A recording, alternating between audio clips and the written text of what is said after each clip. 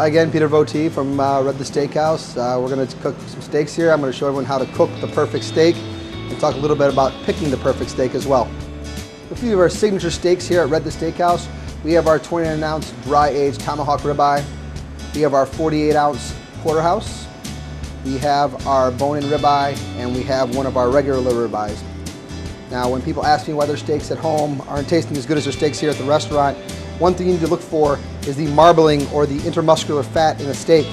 As you can see on this ribeye here, you have a lot of marbling in there. The flecks of white are actually the flavor that's going to come out of the steak. So if you try to cook a steak at home, you need to look for these things or talk to your butcher, wherever you get your meat, and actually to pick out these steaks that have a lot of the intermuscular marbling in them, and that will lead to a better tasting steak from the get-go.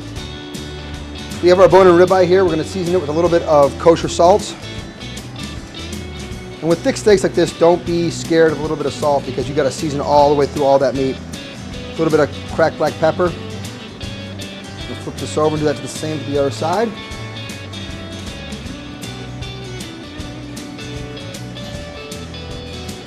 A little pepper. I'm going to throw this in the broiler. Broiler's about 800 degrees. In about 8 minutes, we're going to have a nice mid-rare to medium steak. Here we go in the broiler. Broiler's about 800 degrees. I'm going to flip this thing a couple of times, and in about 8-10 minutes, we're going to have a steak ready to go. Just take a little flip here. You can see the nice caramelization on the meat. Sign of a great steak there when you get that great caramelization, and that's what you want. You want that crust on the steak. When you put it in a broiler or on your grill at home, the crust will ensure you lock in the flavor, and you're not getting steak. It feels like it's been boiled or whatever else. This steak is almost done here. Another minute, we're going to let it rest, which is another important component when you cook meat at home. Do not take meat off the grill and throw it on someone's plate. Let it rest. 20 to 30% of your cooking time. You cook it for 10 minutes, give it 4 or 5 minutes to rest. Let all the flavor and the juice go back into the meat, and you'll have a nice looking steak when you cut into it. So here's our bone-in ribeye. Nice sear on it, nice crust on the steak.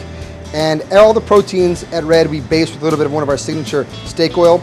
And this is going to get based on the steak. It has some great flavor and nuance to it. It doesn't overpower the steak in any way. Just adds a little extra dimension to things that we do here.